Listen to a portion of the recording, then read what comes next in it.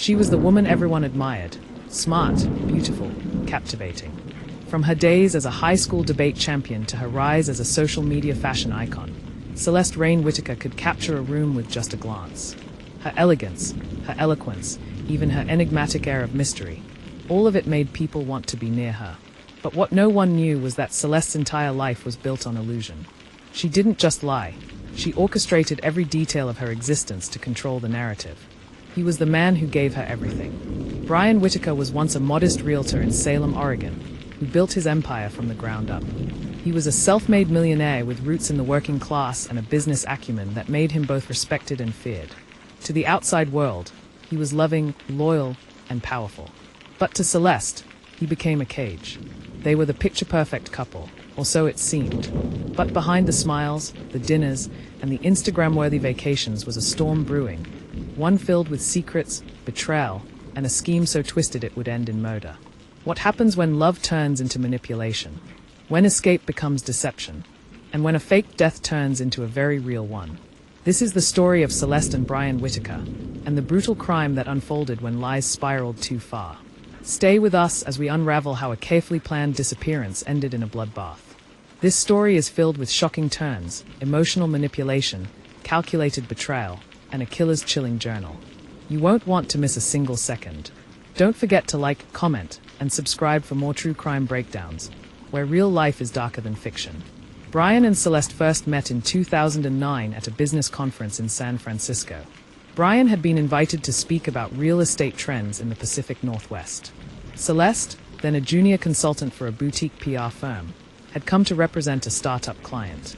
Their paths collided at a networking event, and by the end of the night, Brian had offered to fly her to Oregon for dinner. What followed was a whirlwind romance. Within 6 months, Celeste had relocated to Portland, where Brian's firm was headquartered. He bought her a penthouse, introduced her to his affluent social circle, and eventually made her his partner in life and in business. On the surface, they were unstoppable. They graced magazine covers, were listed among Oregon's most influential couples, and launched 2 successful businesses together, a real estate staging company and a luxury Airbnb franchise. They hosted lavish fundraisers, mentored young entrepreneurs, and even appeared in a Netflix documentary about power couples in real estate. But behind closed doors, things weren't so polished. Celeste complained of feeling trapped. Brian had a strict schedule for her. She had to attend events, wear certain designers, and even adjust her speaking style. He managed her calendar, reviewed her social media posts, and dictated which friends she could keep. Friends noticed Celeste growing quieter, more reserved. Her signature charm gave way to nervous smiles. Her Instagram feed became curated, sterile. Her eyes lost their spark. One friend later described her as a beautifully wrapped box filled with silence. And Brian, his coworkers began to whisper. His mood swings grew volatile. He was seen yelling at staff, breaking furniture during meetings, and drinking more heavily. His once flawless image began to show cracks.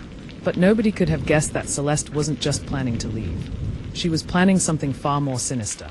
And the first step required her to vanish. In early 2022, Celeste made a quiet decision. She wouldn't just escape Brian, she would erase herself.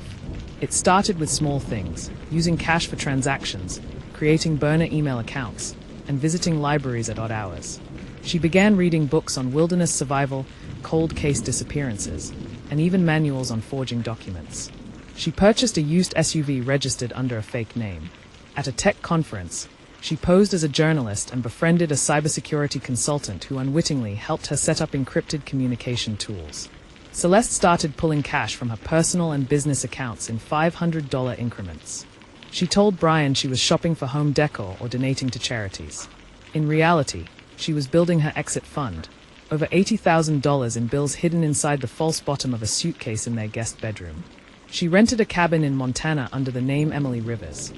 She used a photo of a high school classmate, altered slightly, to create a fake ID. She even practiced her new handwriting. Then, on May 4th, 2022, Celeste vanished.